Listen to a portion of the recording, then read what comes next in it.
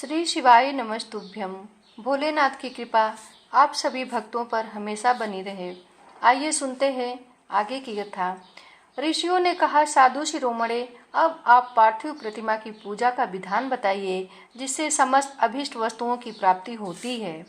सूत जी बोले, महर्षियों, तुम लोगों ने बहुत उत्तम बात पूछी है। पार्थिव प्रतिमा का पूजन सदा संपूर्ण मनोरथों को देने वाला है तथा दुख का तत्काल निवारण करने वाला है। मैं उसका वर्णन करता हूँ, तुम लोग उसको ध्यान देकर सुनो। पृथ्वी आदि की बनी हुई देव प्रतिमाओं की पूजा इस भूतल पर अभिष्टदायक मानी गई है।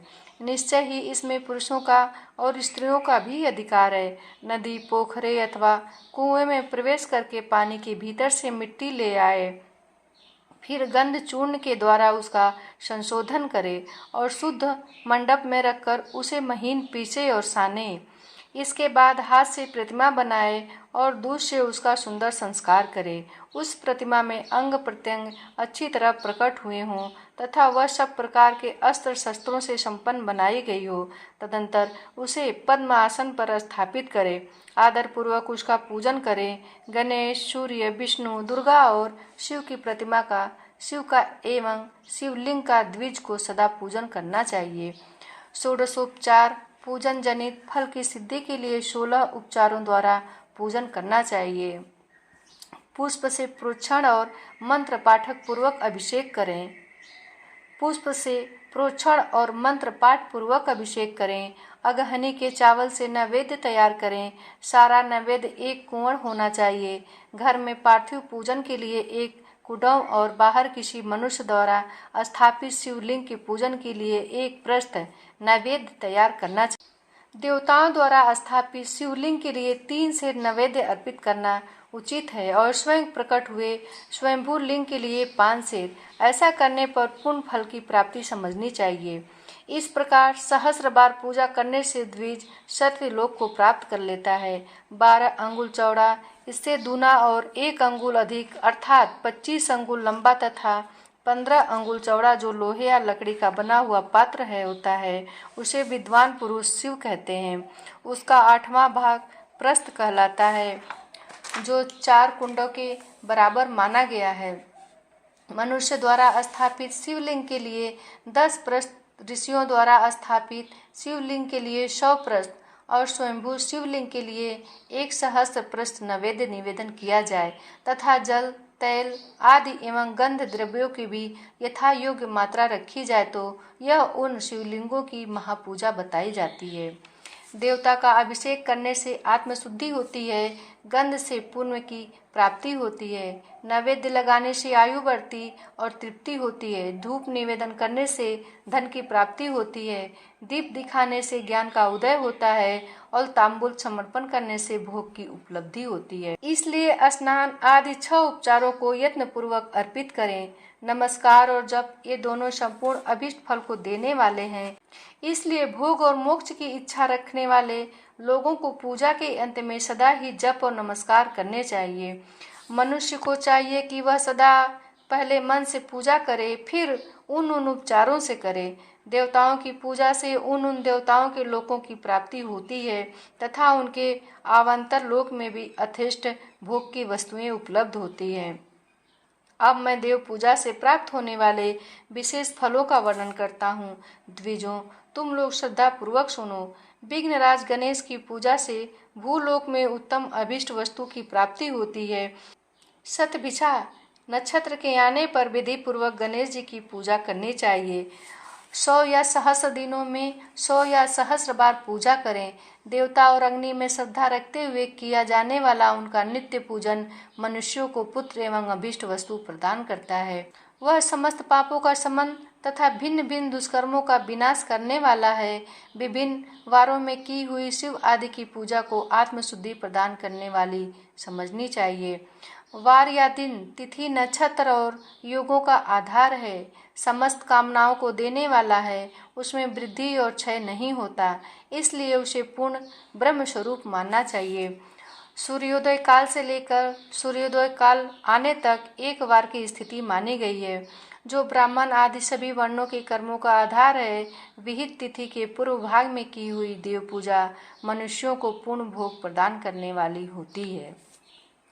यदि मध्याह्न के बाद तिथि का आरंभ होता है तो रात्रि युग तिथि का पूर्व भाग पितरों के श्राद्ध आदि कर्म के लिए उत्तम बताया जाता है। ऐसी तिथि का प्रभाग ही दिन में युक्त होता है, अतः वही देव कर्म के लिए प्रशस्त माना गया है। यदि मध्याह्न काल तक तिथि रहे तो उदय व्यापिनी तिथि को ही देव कार्य में ग्रहण करना चाहिए। इसी तरह शुभ तिथि एवं नक्षत्र आदि ही देव कार्य में ग्राह्य होते हैं। वार आदि का भली भांति विचार करके पूजा और जप आदि करने चाहिए। वेदों में पूजा शब्द के अर्थ की इस प्रकार योजना बताई गई है। पूजायते अनेन इति पूजाय पूजा शब्द की व्युत्पत्ति है। पूह अर्थात अर्थ है भोग और फल की सिद्धि। वह जिस कर्म से संपन्न होती है उसका नाम पूजा है। मनोवांछित वस्तु तथा ज्ञान यही अभिष्ट वस्तुएं हैं। सकाम भाव वाले अभिष्ट भोग अपेक्षित होता है और निष्काम भाव वाले पारमार्थिक ज्ञान, ये दोनों ही पूजा शब्द के अर्थ हैं। इनकी योजना करने से ही पूजा शब्द की सार्थकता है। इस प्रकार लोक और वेद में पूजा शब्द का अर्थ विख्यात है। नित्य और नैमित्तिक कर्म कालांतर में फल देते हैं, किंतु काम्य कर्म का आदि भली भांति अनुष्ठान हुआ हो तो वह तत्काल फलद होता है। प्रतिदिन एक पक्ष, एक मास और एक वर्ष तक लगातार पूजन करने से उन कर्मों के फल की प्राप्ति होती है और उनसे वैसे ही पापों का क्रमशः क्षय होता है। प्रत्येक मास के कृष्ण पक्षी चतुर्थी को की हुई महागणपति की पूजा एक पक्ष के पापों का नाश करने वाली और एक पक्ष तक उत्तम भोग रूपी फल देने वाली होती है। चैत्र मास में चतुर्थी को की हुई पूजा एक मास तक किए गए पूजन का फल देने वाली होती है और जब सूर्य सिंह राशि पर स्थित हो उस समय भाद्रपद मास की चतुर्थी को की हुई गणेश जी की पूजा एक वर्ष तक मनोवांछित भोग प्रदान करती है, ऐसा जानना चाहिए। श्रावण मास के रविवार को हस्त नक्षत्र से युक्त सप्तमी तिथि को तथा माघ शुक्ला सप्तमी को भगवान सूर्य का पूजन करना चाहिए। ज्येष्ठ तथा भाद्रपद मासों के बुधवार को श्रवण नक्षत्र से युक्त द्वादशी तिथि को तथा केवल द्वादशी को भी किया गया भगवान विष्णु का पूजन अभीष्ट संपत्ति को देने वाला माना गया है। श्रावण मास में की जाने वाले श्री हरि की पूजा अभीष्ट मनोरथ और आरोग्य प्रदान करने वाले होती है। अंगों एवं उपकरणों सहित पूर्वोक्त गौ आदि 12 वस्तुओं का दान करने से जिस फल की प्राप्ति होती है उसी को द्वादशी तिथि में आराधना द्वारा श्री विष्णु की तृप्ति करके मनुष्य प्राप्त कर लेता है। जो द्वादशी तिथि को भगवान विष्णु के 12 नामों द्वारा 12 ब्राह्मणों या षोडशोपचार पूजन करता है वह उनकी प्रसन्नता प्राप्त कर लेता है। इसी प्रकार संपूर्ण देवताओं के विभिन्न 12 नामों द्वारा किया हुआ 12 ब्राह्मणों का पूजन उन देवताओं को प्रसन्न करने वाला होता है।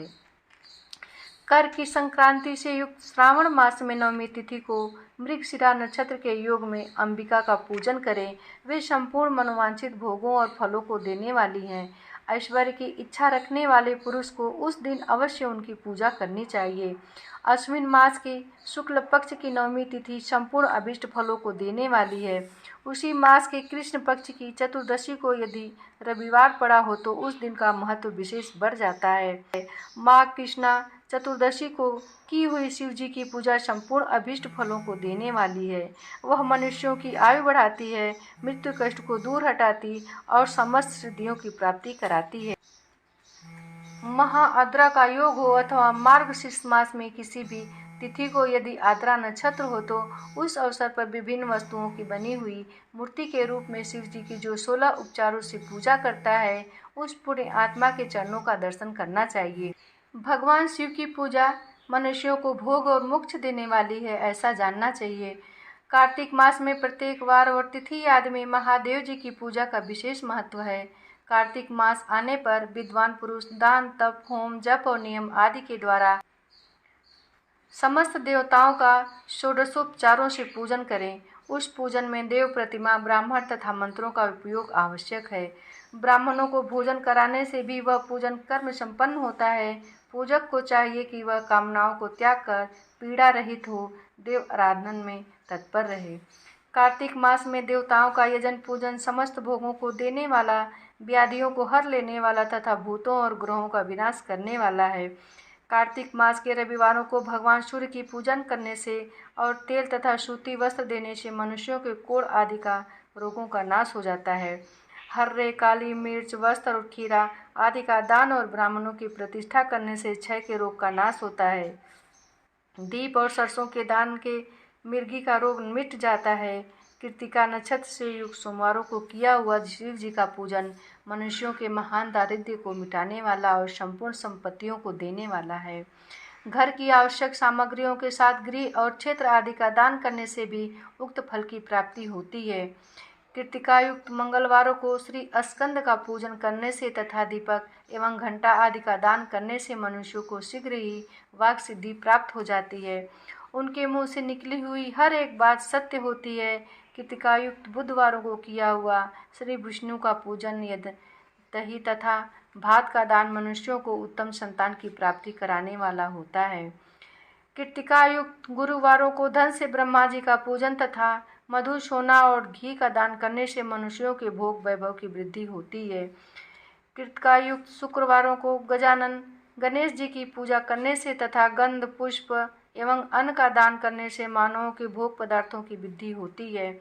उस दिन सोना, चांदी आदि का दान करने से बंध्या को भी उत्तम पुत्र की प्राप्ति होती है।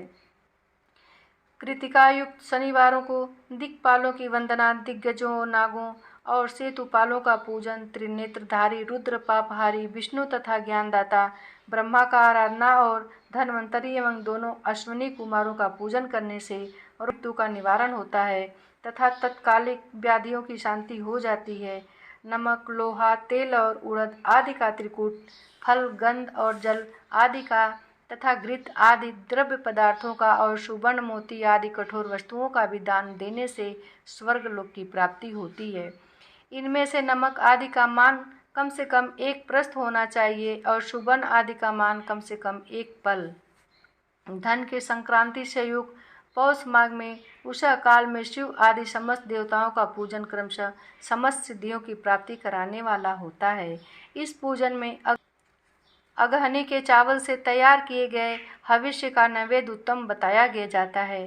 पौष मास में नाना प्रकार के अन्न का नैवेद्य विशेष महत्व रखता है। मार्गशीर्ष मास में केवल अन्न का दान करने वाले मनुष्यों को ही संपूर्ण अभिष्ट फलों की प्राप्ति हो जाती है। मार्गशीर्ष मास में अन्न का दान करने वाले मनुष्य के सारे पाप नष्ट हो जाते हैं।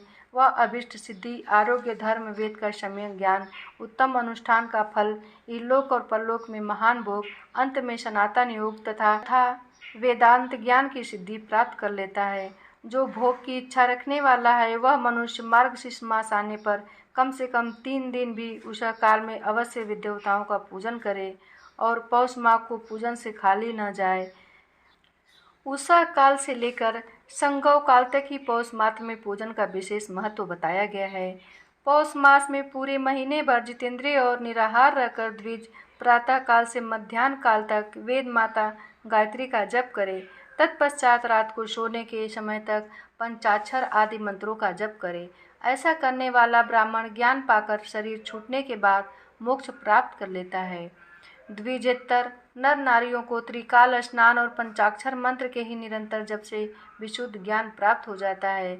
इष्ट मंत्रों का सदा जप करने से बड़े पापों का भी नाश हो जाता है। सारा चराचर जगत बिंदु नाद स्वरूप है। बिंदु शक्ति है और नाद शिव। इस तरह यह जगत शिव शक्ति स्वरूप ही है। नाद बिंदु का और बिंदु इस जगत का आधार है। ये बिंदु और नाद संपूर्ण जगत के आधार रूप से स्थित हैं। बिंदु और नाद से युक्त सब कुछ शिव स्वरूप है क्योंकि वही सबका आधार है। आधार में ही आधेय का समावेश अथवा लय होता है। यही सकलीकरण है। इस सकलीकरण की स्थिति से ही सृष्टि काल में जगत का प्रादुर्भाव होता है, इसमें संशय नहीं है। शिवलिंग बिंदु नाद स्वरूप है, अतः उसे जगत का कारण बताया जाता है। बिंदु देव है और नाद शिव, इन दोनों का संयुक्त रूप ही शिवलिंग कहलाता है। अतः जन्म के संकट से छुटकारा पाने के लिए शिवलिंग की पूजा करनी चाहिए। बिंदु रूपा देवी उमा माता है और नाद स्वरूप भगवान शिव पिता। इन माता पिता के पूजित होने से परमानंद की ही प्राप्ति होती है। अतः परमानंद का लाभ लेने के लिए शिवलिंग का विशेष रूप से पूजन करें। देवी उमा जगत की माता हैं और भगवान शिव जगत के पिता। जो इनकी सेवा करता है उस पुत्र पर इन दोनों माता पिता की कृपा नित्य अधिकाधिक बढ़ती रहती है। वे पूजक पर कृपा करके उसे अपना आंतरिक ऐश्वर्य प्रदान करते हैं। अतः मुनीश्वरों, आंतरिक आनंद की प्राप्ति के लिए शिवलिंग को माता पिता का स्वरूप मानकर उसकी पूजा करनी चाहिए। भर्ग पुरुष रूप है और भर्गा प्रकृति कहलाती है। अव्यक्त आंतरिक अधिष्ठान रूप गर्भ को पुरुष कहते हैं और सुव्यक्त आंतरिक अधिष्ठान भूत गर्भ को प्रकृति। पुरुष आदि गर्भ है, वह प्रकृति रूप गर्भ से युक्त होने के कारण गर्भवान है, क्योंकि वही प्रकृति का जनक है। प्रकृति में जो पुरुष का संयोग होता है, यही पुरुष से उसका प्रथम जन्म कहलाता है। अव्यक्त प्रकृति से महत्तत्व आदि के क्रम से जो जगत का अव्यक्त होना है, यही उस प्रकृति का द्वितीय जन्म कहलाता है। जीव पुरुष से ही बारंबार जन्म और मृत्यु को प्राप्त होता है। माया द्वारा अन्य रूप से प्रकट किया जाना ही उसका जन्म कहलाता है। जीव का शरीर जन्म काल से ही जीर्ण होने लगता है, इसलिए उसे जीव संज्ञा दी गई है। जो जन्म लेता है और विविध पाशों द्वारा तनाव में पड़ता है, उसका नाम जीव है। जन्म और बंधन जीव शब्द का अर्थ ही है। अतः जन्म मृत्यु रूपी बंधन की निवृत्ति के लिए जन्म के अधिष्ठान भूत मातृपितृ स्वरूप शिवलिंग का पूजन करना चाहिए। गाय का दूध, गाय का दही और गाय का घी, इन तीनों को पूजन के लिए शहद और शक्कर के साथ पृथक पृथक भी रखें और इन सब को मिलाकर सम्मिलित रूप से पंचामृत भी तैयार कर लें। फिर गाय के दूध और अन्न के मेल से नैवेद्य तैयार करके प्रणव मंत्र के उच्चारण पूर्वक उसे भगवान शिव को अर्पित करें। संपूर्ण प्रणव को ध्वनि लिंग कहते हैं। स्वयंभूलिंग नाद स्वरूप होने के कारण नादलिंग कहा गया है। यंत्र या अर्घा बिंदु स्वरूप होने के कारण बिंदु लिंग के रूप में विख्यात है। उसमें अचल रूप से प्रतिष्ठित हो जो शिवलिंग है, वह मकर स्वरूप है, इसलिए मकार लिंग कहलाता है। सवारी निकालने आदि के लिए जो चल लिंग होता है, वह उकार स्वरूप से होने के उकार लिंग कहा गया है। तथा पूजा की दीक्षा लेने वाले जो गुरु या आचार्य हैं, उनका विग्रह आकार का प्रतीक होने से आकार लिंग माना गया है। इस प्रकार आकार, उकार, मकार, बिंदु, नाद और ध्वनि के रूप में लिंग के 6 भेद हैं। इन 6 लिंगों की नित्य पूजा करने से साधक जीवन मुक्त हो जाता है, इसमें संशय नहीं है।